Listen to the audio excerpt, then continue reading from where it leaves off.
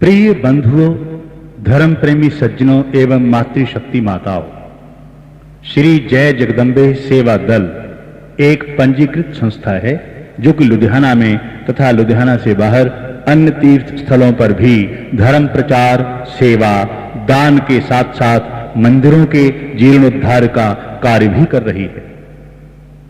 इसी संस्था की ओर से श्री दुर्गा माता मंदिर से संलग्न पार्क में श्रीमद् देवी भागवत नवाह ज्ञान यज्ञ का आयोजन किया गया है तथा धर्म मूर्ति, धर्म सम्राट, वैकुंठवासी श्री करपात्री जी महाराज के सुयोगी शिष्य पंडित दीन दयालु जी पांडे अपने श्रीमुख से इस कथा को कह रहे हैं। जगत जननी जगन माता भगवती दुर्गा की कथा तो अलौकिक होगी ही, क्योंकि 16 श्रृंगार करने वाली तथा अनादिकाल से कंवारी कहलाने वाली मां स्वयं कितनी अलौकिक व अनुपम है, यह आप कथा में सुनेंगे। जब मधुकैटभ, रक्तबीज तथा महिषासुर जैसे विश्व विजेता राक्षस देवताओं का पलायन करने लगे, तब ब्रह्मा, विष्णु, सदाशिव, इंद्र, वरुण, कुबेर, रुद्र, प्रजापति, विश्वदेव, अश्विनी कुमार तथा वसु आदि देवताओं ने अपनी ओर से तिल तिल सामग्री एकत्रित कर एक आकृति का संकल्प किया। वही आकृति शक्तिमता महालक्ष्मी, महाअंबा भगवती दुर्गा के रूप में प्रकट हुई। उन्हीं दुर्गा भवानी ने भरत वंश की इस पुनीत धरा पर जो जो लीलाएं की, उन समस्त दुखों का नाश करने वाली लीलाओं का गान करेंगे पूज्य श्री महाराज जी। जहां आपसे निवेदन है कि समय से पूर्व आप सब यहां विराजमान होकर इस कथा को 9 दिन विधिवत श्रवण करें, वहीं पूज्य महाराज जी के श्री चरणों में नम्र निवेदन है कि आज से 9 दिन के लिए श्रीमद् देवी भागवत नवाह ज्ञान यज्ञ का श्री गणेश करें। नमोस्तु रामाय सलक्ष्मणाय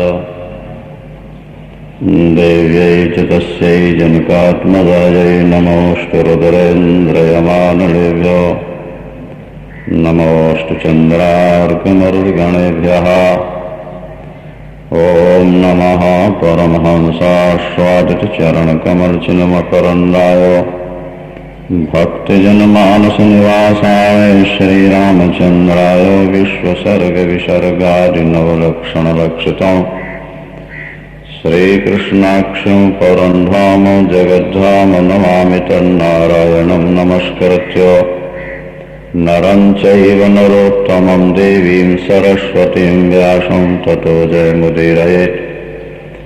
गुरुर्ब्रह्मा गुरुर्विष्णुर्गुरुर्देवो महेश्वरः गुरु साक्षात् परब्रह्म तस्मै श्रीगुरवे नमः। अखण्डमण्डलाकारं व्याप्तं येन चराचरं तत्पदं दर्शितं येन तस्मै श्रीगुरवे नमः। तस्मै श्रीगुरवे नमः। सृष्टौ या सर्गरूपा जगदवनविधौ पालनीया च रौद्रे संहारे चापि यन्यां जगदमखिलं क्रीडनं या पराख्या पश्यन्ति मध्यमाथो जगत्पदं भगवती वैखरी वर्णरूपा शास्मद्वाचां प्रहन्ना गिरिहरिगिरिशा राधितां करोतो पृथिव्यां पोतास्ते जननी गवासन्ति सरला परं तेषामाधे विरलतरलोहं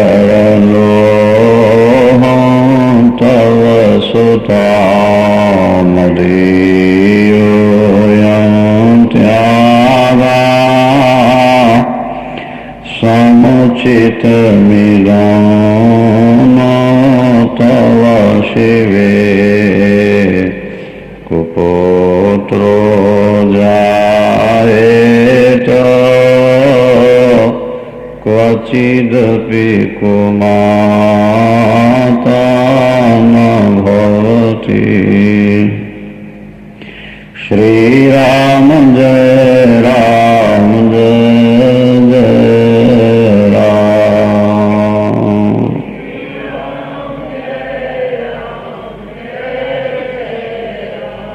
श्री राम जय राम जय जय राम।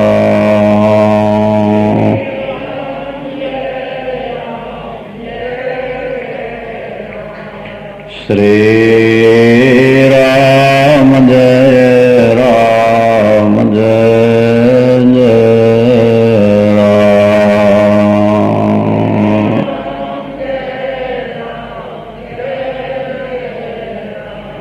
धर्म की अधर्म का, प्राणियों में विश्व का, गोहत्या, गौ माता की हर हर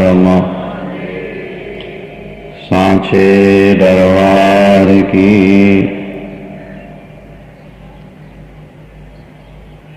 उन पराम्बा भगवती के पावन चरणों में हम और आप मिलकर प्रणाम करते हैं, जो सृष्टि के प्रारंभ में ब्रह्मा को सर्जन की शक्ति देती हैं तथा रक्षण काल में विष्णु को पालन की शक्ति देती तथा संहार काल में रुद्र में संहारण शक्ति होकर प्रवेश करती हैं। जो परा पश्यंती मध्यमा और वैखरी रूप से वाणी के रूप में हर व्यक्ति के अंदर निवास करती हैं।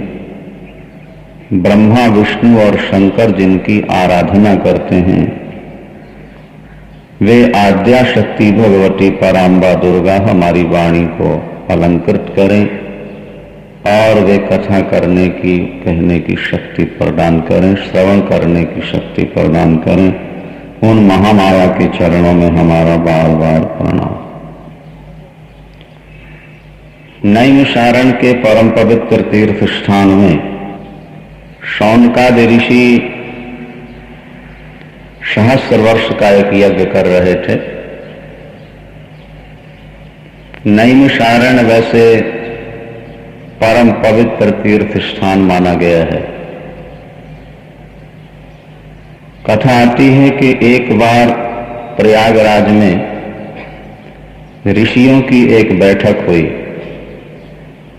विचार विमर्श चला कि कलयुग आ रहा है,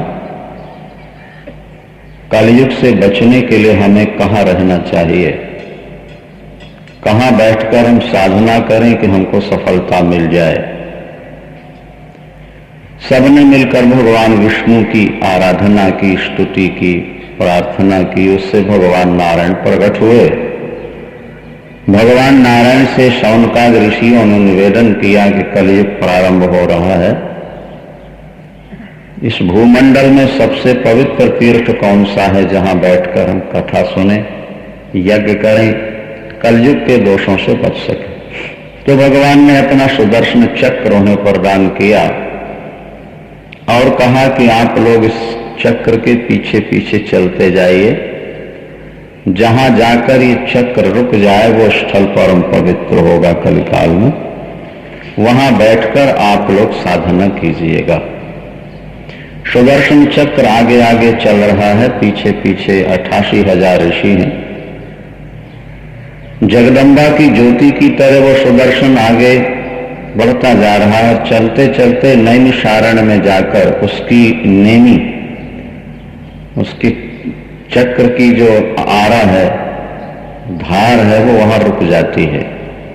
तो नेमी के वहां रुक जाने से ऋषि वहीं पर अपना स्थान निश्चित कर लेते हैं। सुदर्शन की नेमी रुकने से उसका नाम नैमिषारण्य पड़ गया। 1000 वर्षों के यज्ञ का अनुष्ठान ले लिया है ऋषियों ने। वे कुछ समय तक हवन करते हैं और बचे हुए समय में वे भगवान की विविध कथाएं सुनते रहते हैं।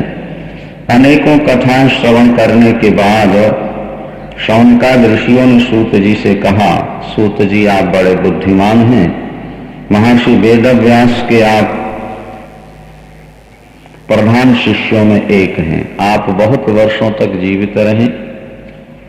आपने हमें अनेक कथाएं सुनाई, भगवान विष्णु की, उनके अवतारों की अनेक कथाएं हमने बड़ी श्रद्धा से श्रवण की।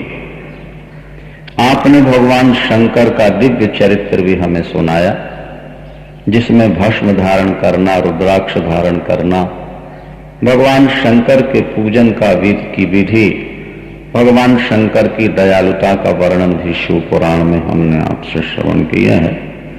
अब हमारी अंतिम इच्छा है, हमें अब आप ऐसी कथा सुनाइए कि जिसके श्रवण मात्र से हमारे हृदय में भगवती पराम्बा महामाया के प्रति श्रद्धा जागृत हो, विश्वास बढ़े, उनकी भक्ति हमें प्राप्त हो जाए। सूत जी बहुत प्रसन्न हुए और सूत जी ने कहा शौनकादि ऋषियों से, ऋषियों अब हम तुम्हें श्रीमद् देवी भागवत की कथा सुनाते हैं। श्रीमद् देवी भागवत की कथा व्यक्ति के समस्त पापों को हर लेती है, दुखों का विनाश करती है, दरिद्रता को मिटाकर संपत्ति देती है, मूर्खता को मिटाकर विद्वत्ता प्रदान करती है। जहां श्रीमद् भागवत की कथा हो जाती है वो स्थान पवित्र तीर्थ बन जाया करता है। देवी भागवत की कथा भुक्ति और मुक्ति दोनों को देने वाली है। संसार में जब तक जिए अभीष्ट भोगों की प्राप्ति हो और शरीर छूटने के बाद परमात्मा की प्राप्ति हो जाए, ये सबसे सुंदर भागवत की कथा का फल है। महर्षि वेदव्यास ने चारों वेदों का विभाग किया है, 18 पुराणों की रचना की और महाभारत 1 लाख श्लोकों वाला भी उन्होंने बनाया। अपने तत्त शिष्यों को उन्होंने पढ़ा दिया। श्रीमद् भागवत की रचना करके अपने पुत्र सुखदेव को पढ़ा दिया, लेकिन उन्होंने देवी भागवत की जब रचना की तो वो किसी को नहीं पढ़ाया। उन्होंने ये धन उन्होंने अपने पास सुरक्षित रखा।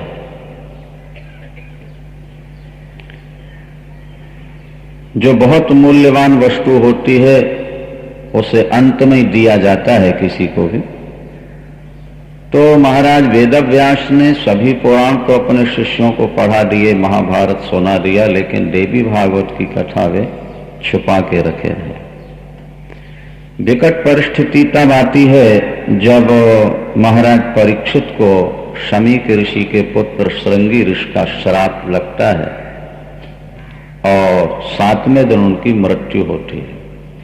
तो एक तो ऊपर मृत्यु हुई और दूसरे सर्प से, तीसरे ब्राह्मण के श्राप, महाराज परीक्षित का उद्धार नहीं हुआ। किसी कल्प में भागवत सुनकर के उनका उद्धार हो गया, ये पद्म कल्प की बात है। लेकिन जो देवी भागवत की कथा है वो सारस्वत कल्प की कथा है। जैसे हमारे दिन बदलते रहते हैं, रविवार, सोमवार, मंगलवार, बुधवार, रात्रि में हम सोते हैं, दिन में कार्य करते हैं। दुकानदार दिन में अपना सामान दुकान के बाहर भी लगा देता है और रात्रि में जब आने लगता है तो सब समेट के अंदर रख देता है। ब्रह्मा जी दिन में सृष्टि करते हैं और रात्रि में उसको समेट लिया करते हैं। 4 अरब 32 करोड़ वर्ष का ब्रह्मा जी का एक दिन होता है, इतनी ही बड़ी उनकी एक रात्रि हुआ करती है। वे दिन में सृष्टि करते हैं और रात्रि में सृष्टि का संहार कर लेते हैं, सो जाते हैं। प्रातः काल होने के बाद फिर वे सृष्टि प्रारंभ किया करते हैं। तो ये क्रम चलता रहता है। इसलिए श्रीमद् भागवत के आधार पर तो भागवत की कथा सुनकर के महाराज परीक्षित का उद्धार हुआ, वो एक अलग कल्प की कथा हुई। लेकिन जिस कल्प की कथा देवी भागवत में है उसके आधार पर महाराज परीक्षित का उद्धार नहीं हुआ, क्योंकि ब्राह्मण का श्राप, सर्पदंश और अंतरिक्ष में उनकी मृत्यु हुई। वो महल में ऊपर छुपे हुए थे। अब इनका उद्धार कैसे हो? जब प्रश्न सामने आया, परीक्षित के पुत्र थे जन्मेजय, बड़े पुत्र, उनके मन में इस बात की बड़ी पीड़ा थी, मेरे पिताजी का उद्धार नहीं हुआ। अनेक ऋषियों महर्षियों से उन्होंने सलाह ली, लेकिन महाराज परीक्षित के उद्धार का ठीक उपाय कोई न बता सके। तब महर्षि वेदव्यास के चरणों में जाकर जन्मेजय ने प्रार्थना की है। और जब प्रार्थना की महर्षि वेदव्यास से कि आप पर अवतार हैं, आपने 18 पुराणों की रचना की, महाभारत की रचना की, मेरे पिताजी का उद्धार किस उपाय से हो सकता है? तो महर्षि वेदव्यास ने कहा कि यदि देवी भागवत की कथा महाराज परीक्षित को सुना दी जाए उनके निमित्त, तो निश्चित उनका उद्धार हो सकता है। जो कार्य किसी भी ग्रंथ से न हो सके वो देवी भागवत से संपन्न हो जाता है। जन्मेजय जी ने कहा कि देवी भागवत की कथा कौन सुनाएगा, इस समय उसका वक्ता कौन है, इसकी विधि क्या है? तब महर्षि वेदव्यास ने कहा कि इस समय देवी भागवत की कथा केवल मैं ही कर सकता हूं, क्योंकि वो मेरे पास छुपा हुआ धन रखा है। मैंने अपने शिष्यों को भी देवी भागवत नहीं पढ़ाया। मैं वो तुम्हें सुना दूंगा, मैं स्वयं वक्ता बन जाऊंगा। जो विशेष मूल्यवान चीज होती है वो अपने पास रखी जाती है, जो ज्यादा समीपी रिश्तेदारी होती है वहां स्वयं जाना पड़ता है। इसी तरह महर्षि वेदव्यास का छुपा हुआ परम धन देवी भागवत आज वो जन्मेजय के सामने प्रकट कर रहे हैं। उन्होंने बतलाया कि देवी भागवत श्रवण कभी भी किया जा सकता है। वैसे चारों नवरात्रियों में बैसाख ज्येष्ठ आषाढ़ भाद्रपद में कथा देवी भागवत की सुनी जाए, विशेष फल होता है।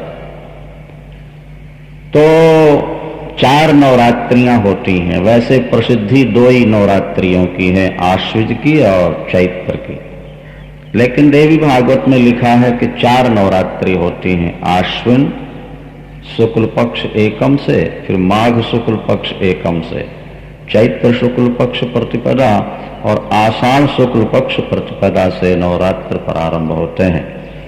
वर्ष में 4 नवरात्रों का वर्णन देवी भागवत में किया गया। वैसे कभी भी देवी भागवत की कथा सुनी जा सकती है। अब ध्यान देकर के आपको सुनना है। जो व्यक्ति नास्तिक हो, हिंसा में संलग्न हो, जो दूसरों की निंदा करता हो, जिसके जीवन में संयम न हो, ऐसे व्यक्ति को देवी भागवत की कथा नहीं सुनानी चाहिए। बाकी महान से महान पापी का भी उद्धार करना हो तो देवी भागवत की कथा श्रवण करने से व्यक्ति को तत्काल मोक्ष प्राप्ति हो जाया करती है।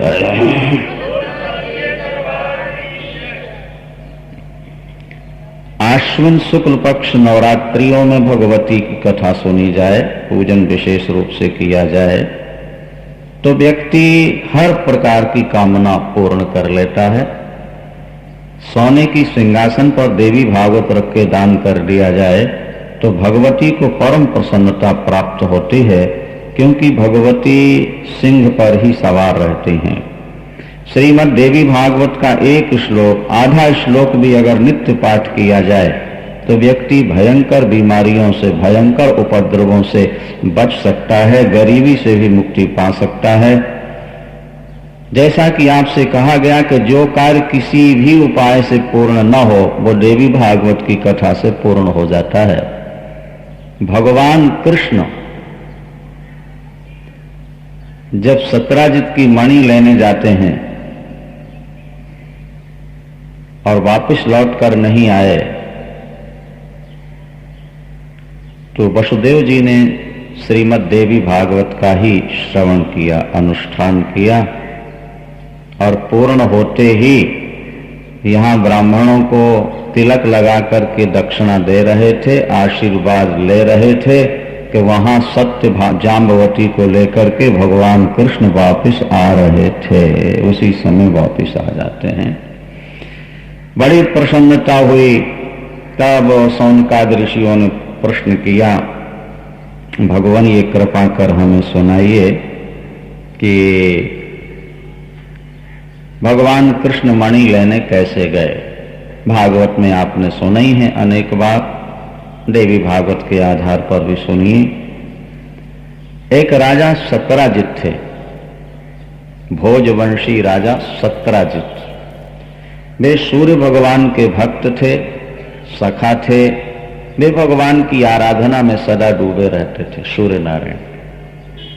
सूर्य भगवान ने सत्राजित को स्यमंतक मणि प्रदान की थी। मणि को गले में बांधकर चलने पर रात्रि का दर्शन नहीं होता था। उस मणि में इतना प्रकाश था, बांधने वाला स्वयं सूर्य की तरह चमकने लगता था। उस मणि से प्रतिदिन 8 भार सोना साधक को मिलता था।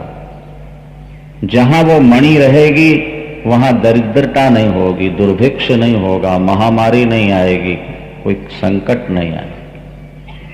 जब सत्राजित अपने कंठ में मणि बांधकर द्वारिका में प्रवेश करते हैं तो बालक दौड़े दौड़े आए और उन्होंने कहा भगवान से कि सूर्य नारायण आपका दर्शन करने आ रहे। इतना प्रकाश था, ऐसा लगा जैसे साक्षात सूर्य नारायण ही आ रहे। भगवान कृष्ण ने कहा, नहीं, ये सूर्य नारायण नहीं है, ये सूर्य के भक्त महाराज सत्राजित। सत्राजित अपने महलों में रहने लगते हैं। 8 भार सोना प्रतिदिन प्राप्त करना है। कुछ दिनों के बाद बहुत ज्यादा सोना एकत्र कर लिया महाराज सत्राजित ने।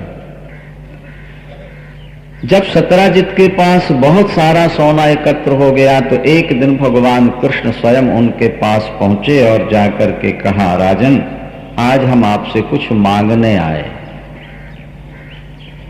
सत्राजित ने कहा, हमारा सौभाग्य है, आप स्वयं चलकर मेरे पास पहुंचे हैं। मुझे आदेश मिल जाता, मैं स्वयं आपके चरणों में उपस्थित हो जाता। भगवान, बड़ी कृपा की आप आए हैं, मांगिए, क्या चाहिए आप।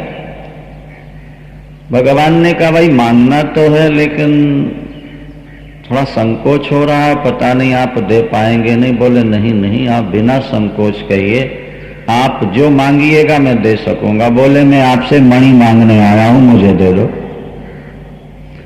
बस महाराज तो सिर नीचे कर लिया, खुजलाने लगे सिर अपना। गर्दन नीची करके बोले, ये मणि मैंने बड़ी कठिनाई से प्राप्त की है, ये मेरे जीवन भर की आराधना का फल है। द्वारकेश,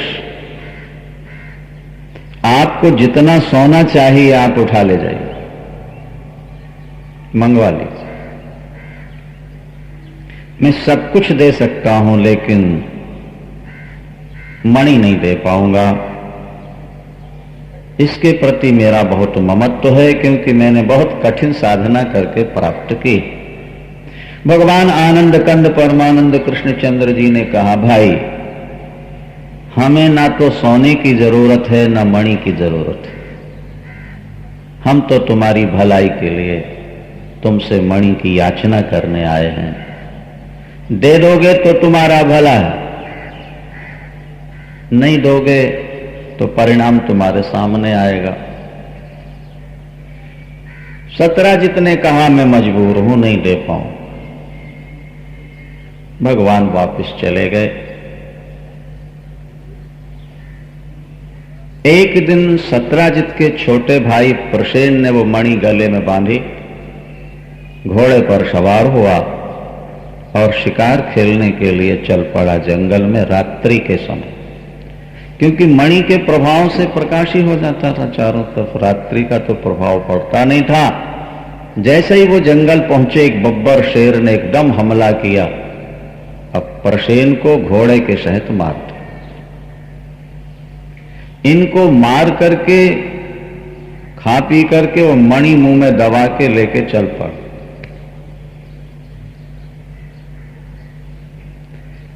आगे प्रकाश नजर आया, जामवंत जी गुफा से निकले, एक शेर मुख में मणि दबाए जा रहा है। उन्होंने झपाटा मारा और सिंह को समाप्त कर दिया। मणि छीन के ले गए, अपनी पुत्री या अपने पुत्र को दे दी। यहां जब प्रसेन वापस नहीं लौटे तो सत्यराजित ने कहा, हो ना हो मणि छीनने वाले कृष्ण होंगे, उन्होंने ही मेरे भाई की हत्या की होगी, क्योंकि वे मणि मांगने आए थे और मैंने उन्हें मणि नहीं दी थी। भगवान कृष्ण को मालूम पड़ा। नगर के संभ्रांत नागरिकों को, प्रधान नागरिकों को लेकर के वे प्रसेन को ढूंढने चल पड़े। ध्यान से सुने बात को। जंगल में पहुंचे तो वहां घोड़े की हड्डियां, प्रसेन की अस्थियां मिली। इससे अनुमान लग गया कि किसी ने इनको मारा है। वहीं आगे शेर के पंजे दिखाई पड़े तो यह भी प्राय निश्चित हो गया कि सिंह ने ही इनको समाप्त किया। अब वो पंजे जहां तक चलते गए दिखते गए, उसी के पीछे पीछे गुफा तक तो पंजे दिखाई दिए, आगे निशान नहीं थे। भगवान कृष्ण ने कहा, हो ना हो मणि इसी के अंदर है। यहां लिखा है कि 27 दिन रात भगवान कृष्ण और जामवंत जी का युद्ध हुआ, अखंड युद्ध 27 दिन रात। 12 दिनों तक तो लोग बाहर खड़े खड़े प्रतीक्षा करते रहे। जब 12 दिन में ही भगवान कृष्ण नहीं लौटे तो सभी नागरिक वापिस लौट आते हैं और वापिस आने के बाद सारी कहानी उन्होंने वसुदेव जी को सुना दी है। वसुदेव जी बहुत ज्यादा दुखी हो गए, व्याकुल हो गए। 6 पुत्रों के निधन के बाद पुत्र मिला और जन्म लेते ही वो गोकुल चला गया। अब मिला, थोड़े दिन साथ रहा और विधाता ने फिर मुझसे छीन लिया। क्या हुआ, कहां गया? व्याकुल हो रहे थे तब तक देवर्षि नारद वहां पहुंच गए। देवर्षि नारद के चरणों में सादर अभिवादन, पूजन, प्रणाम, स्तुति हुई और अपना सारा दुखड़ा जब सुनाया वसुदेव जी ने नारद जी से और कहा कि भगवान मेरे पुत्र प्राप्ति का कोई उपाय बताइए। तो देवर्षि नारद ने कहा, वसुदेव जी, जो दुख किसी भी उपाय से न मिट सके वो पराम्बा भगवती महामाया की कृपा से दूर हो जाया करता है। बोलो सांचे दरबार। यदि आप देवी भागवत का नवाह कर लें तो निश्चित है आपकी कामना पूर्ण हो सकती है। तो वसुदेव जी को मन में बड़ी प्रसन्नता हुई और वसुदेव जी ने फिर श्रीमद् देवी भागवत का अनुष्ठान किया है। देवी भागवत का अनुष्ठान करके यहां लिखा है बहुत बड़ा यज्ञ हुआ और जैसे यज्ञ समाप्त हुआ ब्राह्मणों को दान दक्षिणा दी भोजन करा के, और दक्षिणा देकर जब उनका आशीर्वाद ले रहे थे वहां 27वें दिन जामवंत जी को मालूम हो गया कि ये वही भगवान राम हैं। कृष्ण के रूप में इन्होंने मुझे दर्शन देकर कृतार्थ किया। चरणों में गिरकर के उन्होंने प्रणाम किया है और पूजन किया और मणि के साथ अपनी बेटी भी भगवान कृष्ण को समर्पित कर दी है। जामवती जी को लेकर मणि के साथ द्वारिका में प्रवेश करते हैं। यहाँ आशीर्वाद दिया जा रहा है, उसी समय भगवान कृष्ण महलों में प्रवेश कर रहे हैं। वसुदेव जी ने जब देखा, देवताओं ने पुष्प बरसाए हैं, बाजे बजाए हैं। वसुदेव जी की आंखों से आंसू निकल पड़े, दौड़ करके भगवान को गले लगाते हैं, देवर्षि नारद को बार बार प्रणाम करते हैं। सारे द्वारिका में आनंद की बाढ़ आ जाती है। इस तरह से देवी भागवत का महात्म्य है। जो कार्य किसी भी उपाय से पूर्ण न हो वो देवी भागवत के अनुष्ठान से पूर्ण होता है। शेष चर्चा दोपहर की शाम की बैठक में आप लोग सुन पाएंगे। ये सारा संसार शक्ति के द्वारा ही संचालित है। शक्ति के बिना शक्तिमान की कोई कीमत नहीं रह जाती है। यदि अग्नि में दाहिका शक्ति न हो तो अग्नि का कोई महत्व नहीं रहेगा। सूर्य में प्रकाशिका शक्ति न हो तो सूर्य का भी कोई महत्व नहीं रहेगा।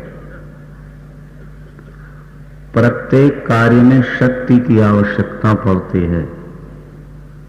आज के जितने भी कल कारखाने हैं वो विद्युत शक्ति के द्वारा ही संचालित हैं। इसीलिए शास्त्र कहते हैं कि शक्ति की आराधना किए बिना व्यक्ति में शक्ति नहीं आ सकती है। जैसे डिस्चार्ज बैटरी को पावर प्लग से जोड़ देने पर बैटरी पावरफुल हो जाती है, उसमें शक्ति संचित हो जाती है। इसी तरह सुप्रीम पावर जो पराम्बा भगवती महामाया है, उनसे अपने मन को यदि आप जोड़कर रखेंगे तो आपके जीवन में भी शक्ति का विशेष संचार हो जाएगा, आप शक्तिमान हो जाएंगे। दुनिया में किसी भी कार्य के लिए शक्ति की आवश्यकता है। इसीलिए अपने यहां लिखा है, या देवी सर्वभूतेषु बुद्धि रूपेण संस्थिता नमस्तस्यै नमस्तस्यै नमस्तस्यै नमो नमः। उन मां के चरणों में हम बार बार नमन करते हैं जो मनुष्य के अंदर बुद्धि के रूप में निवास करती हैं। बुद्धि उन्हीं की शक्ति है। या देवी सर्वभूतेषु शक्ति रूपेण संस्थिता नमस्तस्यै नमस्तस्यै नमस्तस्यै नमो नमः। शक्ति के रूप में भी भगवती ही निवास करती हैं। आगे आप लोग सुन पाएंगे, भगवती जगदम्बा ने स्वयं कहा है हिमालय से, जब व्यक्ति कमजोर हो जाता है, वृद्ध हो जाता है, तो ये नहीं कहता कि मेरे अंदर विष्णु नहीं रहे, ये भी नहीं कहता मेरे अंदर अब शंकर नहीं रहे, बल्कि ये कहता है कि मेरे अंदर अब शक्ति नहीं रही। इसका मतलब ये हुआ कि शक्ति के रहते ही आप कुछ काम कर सकते हैं। यदि शक्ति आपके अंदर न रहे तो ब्रह्मा विष्णु को रहते हुए भी आप कुछ कार्य कर नहीं सकते। इसलिए शक्ति की प्रधानता है। वैसे मूल में दोनों तत्व एक हैं। जैसे चने के अंदर दो दाल होती हैं, अब उसमें कौन छोटी और कौन बड़ी है ये कहना तो मुश्किल है। दोनों एक ही चने के हिस्से हैं, एक ही चने में दो दाल होती हैं। इसी तरह एक ही ज्योति दो रूप में प्रकट हुआ करती है, एक भगवती के रूप में और एक भगवान के रूप में। विस्तार आगे श्रवण कर पाएंगे, अभी ध्यान दीजिए। प्रातःकाल आप लोगों ने सुना सत्राजित की मणि के प्रसंग को, जहां भगवान कृष्ण को मिथ्या कलंक लगा।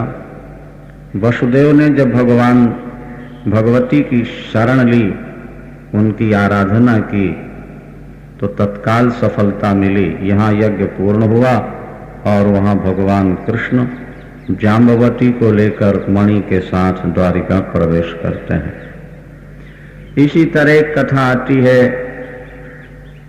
ध्यान से सुनेंगे। बड़े सांचे दरबार की। अगस्त ऋषि, उनकी पत्नी का नाम है लोपामुद्रा।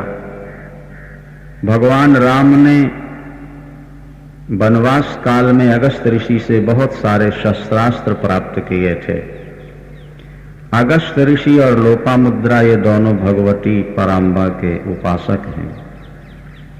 दुर्गा की आराधना करके, महामाया का चिंतन करके अगस्त जी ने वो शक्ति प्राप्त की थी जब 3 चुल्लू में उन्होंने समुद्र को पी लिया था।